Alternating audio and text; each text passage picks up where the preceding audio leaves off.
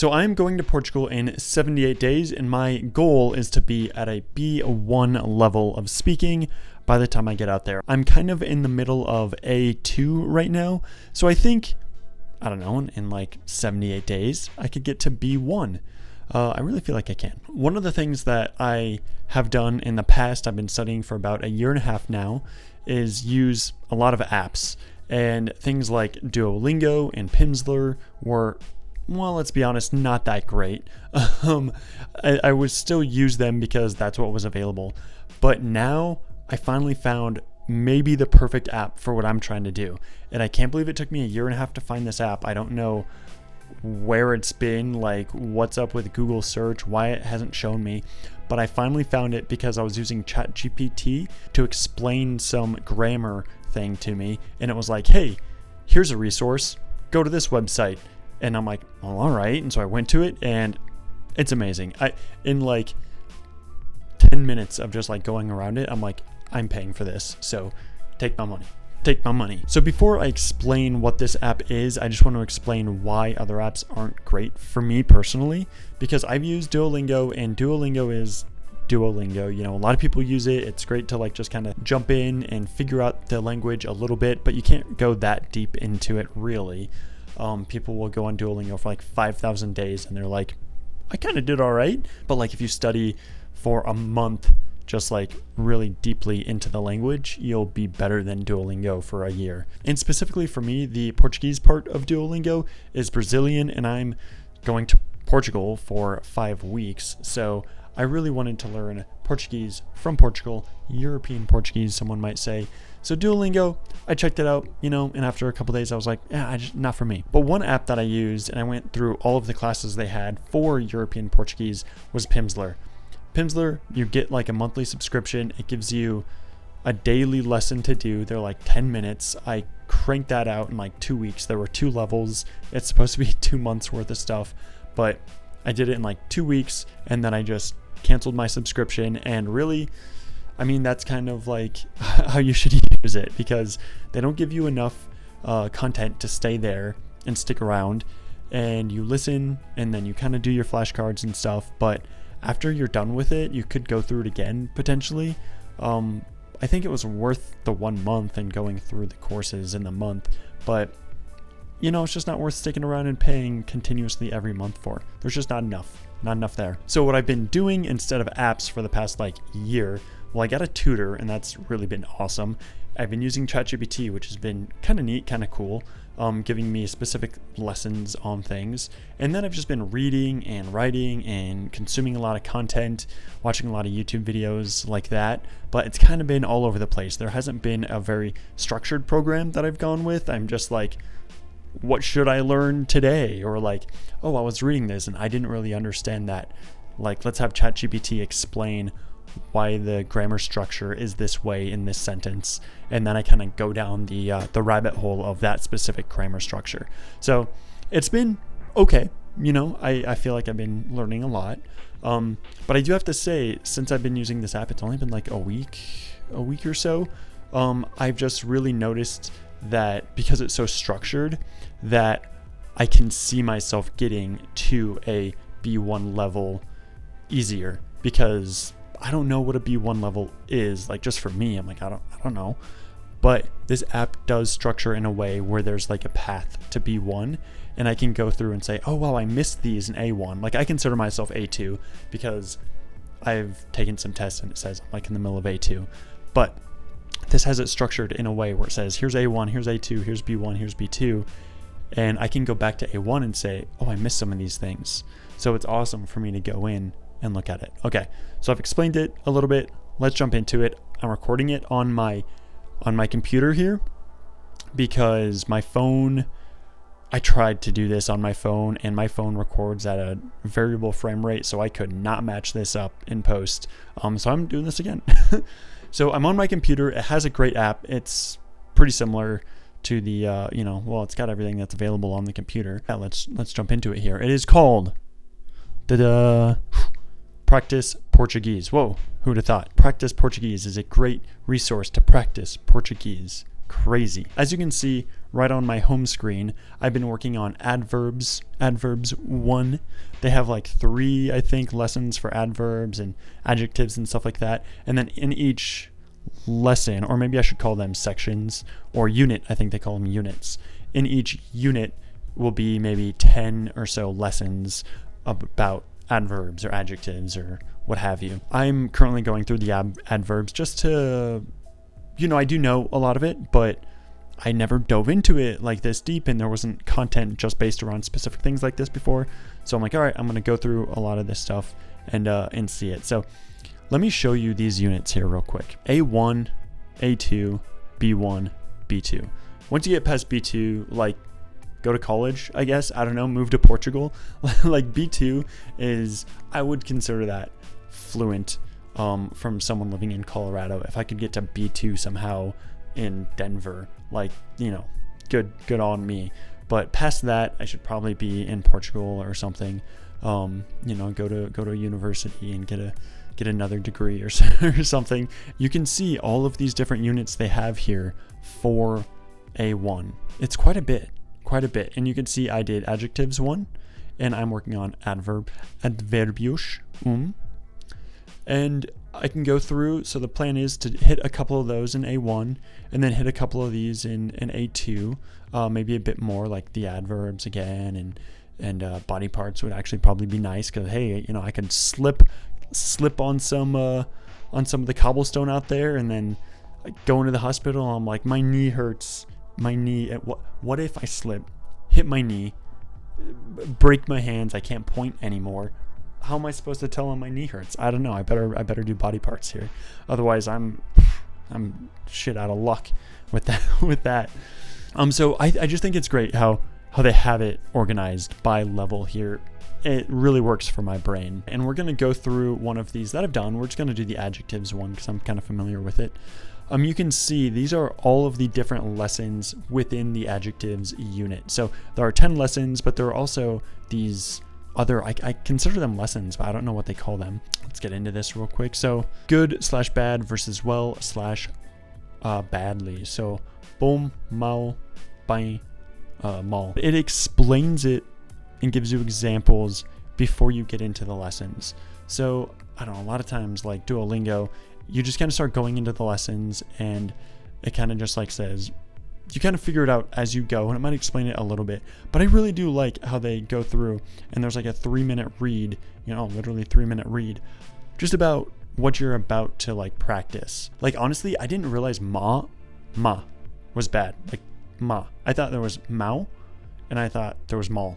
I didn't know about ma. I probably saw it and was like, what is this? So I didn't realize that ma was just mau in the feminine. So I just need this like a little bit extra of connection. So maybe that's why I like seeing it like this. It just written out and explaining it. It's like, hey, this is the whole deal with good and bad. But then let's go into a lesson here. Boom. This is very familiar. You've seen this before, trust me. You've seen this on Duolingo. You've seen this on Rosetta Stone. Is very similar to this. Okay. Bon. So something that I really like about this app is that they've got random people just talking. I believe there's another app out there that does something similar. I'll put it on the screen here. So I really like how they have people, just random people on the street, saying the words or the sentences, because you can hear like their computer voice. The guy was like mau, or like you hit this button, boom, like that's very clear. And this guy, bon,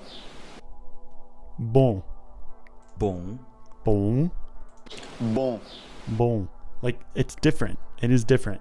So it's nice to be able to hear real people say stuff. Sometimes they'll have someone who just like butchers the sentence, and it's like literally they just found this guy on the street, gave him a postcard, said say this into a mic or something, and they're just like blah, blah, blah, blah, blah.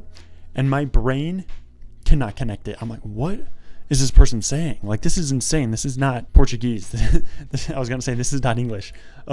It's not any language that I've ever heard. So I have to go through and I'll see the sentence of what it is, and then I'll listen to it again and again and again, and then I'm like, all right.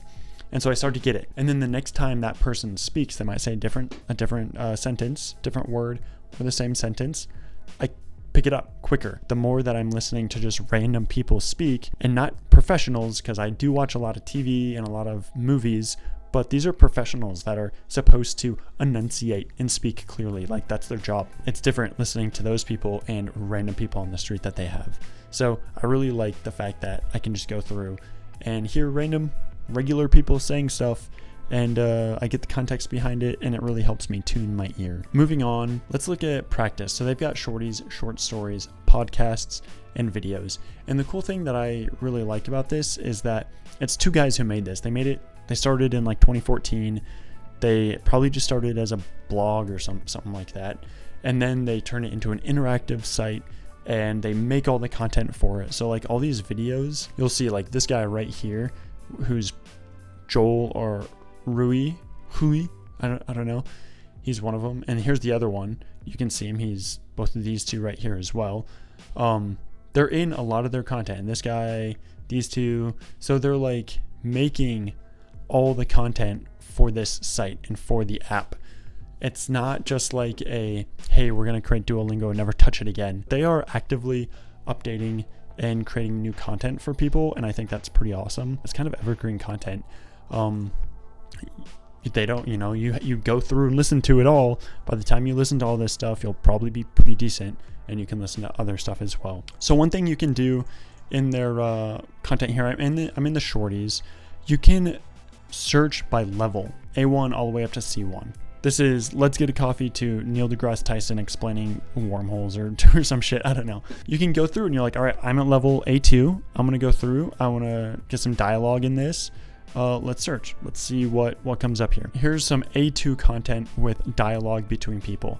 So look, they've got so much here that I can just go through and listen to over and over and over again until I get it. But one of the things that I really like about all of their content, I'm just going to use this short story as an example, is do you know the feature on Spotify where you have the lyrics and you click on the lyric and it jumps to that part of the song?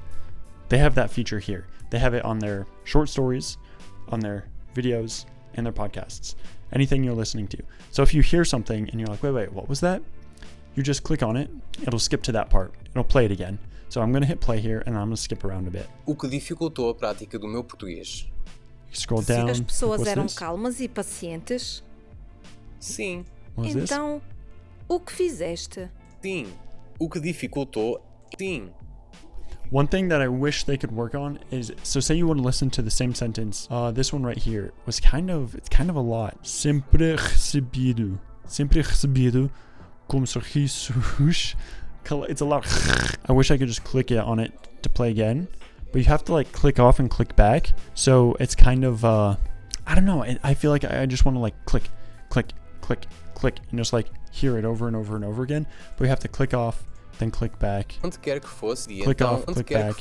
I mean, that's a very small thing. I just wish for me specifically that I could like boop, boop, boop, boop, switch around like that. It really helps when you're trying to listen to something though. You can listen to it over and over and over again. And if you haven't noticed already, it has each sentence in Portuguese, each sentence in English, and then again, you can read it and listen to it. And the good thing about these subtitles are that they're just made specifically for this content. So you know that as pessoas eram calmas, the people were calm. You know that this means this. A lot of times I'll watch Portuguese, I'll use subtitles. I'll use Portuguese subtitles actually, specifically for Taskmaster. So I'll watch Taskmaster on RTP and it'll have the subtitles, and I think they're like auto-generated or something, because I swear they'll say something and the subtitles will not be the same thing. But you can look it up and it means the same thing. The words are just not the same thing. So I really like how with this type of content, you know, this is what they said, this is what it means. There's not going to be any confusion on my part here, thinking like, wait, why is it a bit different? Or am I sure? Is this auto-generated? Like, is that correct actually? Like on Netflix, maybe they'll just throw some stuff out there and maybe it's right, maybe it's not. But for this, I just know for sure that what it says is what it means. Also, so after you listen or read or whatever you need to do to get through this, there's a quiz at the very end, which is cool. So that helps you figure out like how much you've retained. Como foi recebido o turista no interior de Portugal? I feel like we just saw that. So how was the tourist received in... I don't know. I think it was this one. Muito sorrios. And I don't even know what sorrios is. I read it. Warm smiles. Sorrios? Smile? Maybe?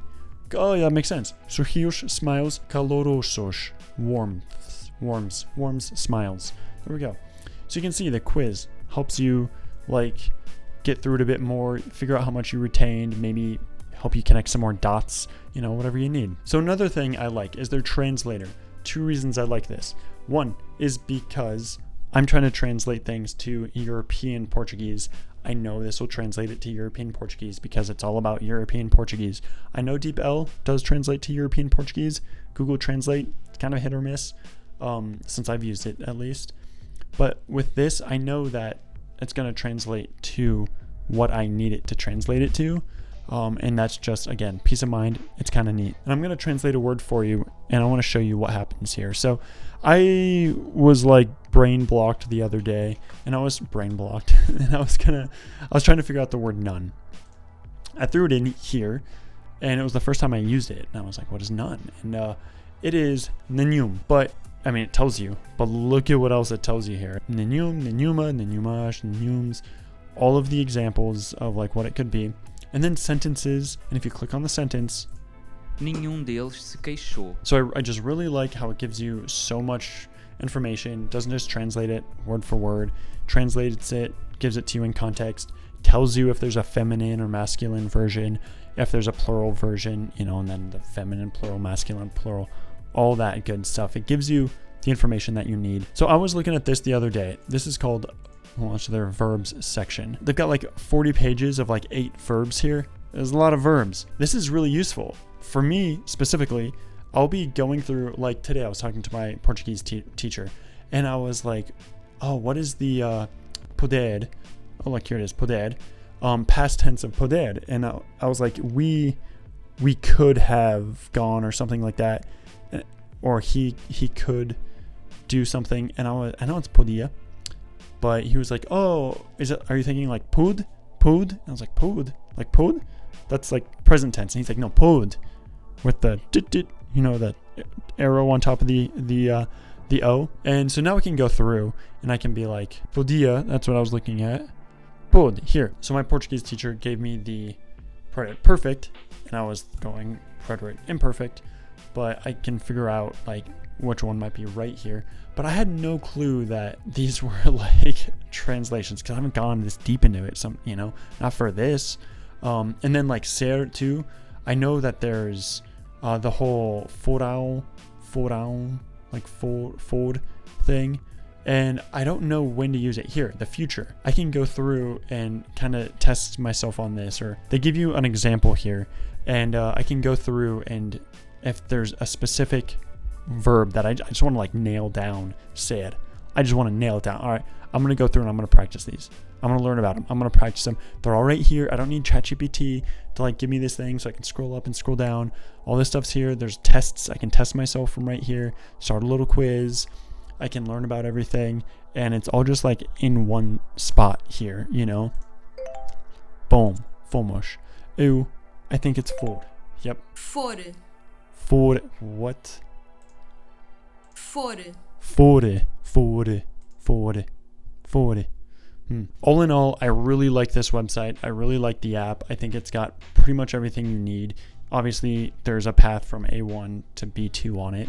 I don't think you should just use one thing like this. You might get bored to just doing like reading and then doing some exercises and stuff. I think a lot of times you should use this stuff, these resources, to help you improve a little bit where you want to improve, like I'm doing with adverbs.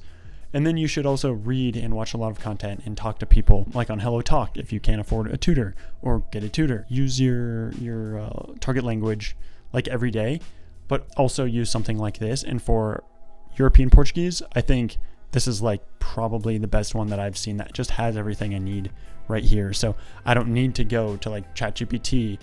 If I want to find something, I can go here, and these guys have curated like exactly what I'm looking for. So all in all, I recommend it. If you're learning European Portuguese. Give it a shot. It is $25 a month. For me, that's worth it. I'm trying to learn Portuguese, but I'm going to be out there for 5 weeks. I've been learning Portuguese for about a year and a half now. I want to be pretty decent. I want to speak to people in Portuguese. I want to make friends and talk in Portuguese. So I want to dive in, and paying for something to do that is totally worth it. I use a tutor, pay for this. I'm paying for that trip. It's all a part of it. So I'm totally okay with that $25 a month.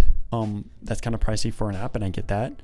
But, that's up to you. Anyway, if you have any other apps that are specific to Portuguese from Europe, let me know. I'll check them out, because I guess I can't find them unless ChatGPT tells me. I don't know. That's just how it is. I wish I would have found this a year ago. That would have been amazing. Anyway, goodbye.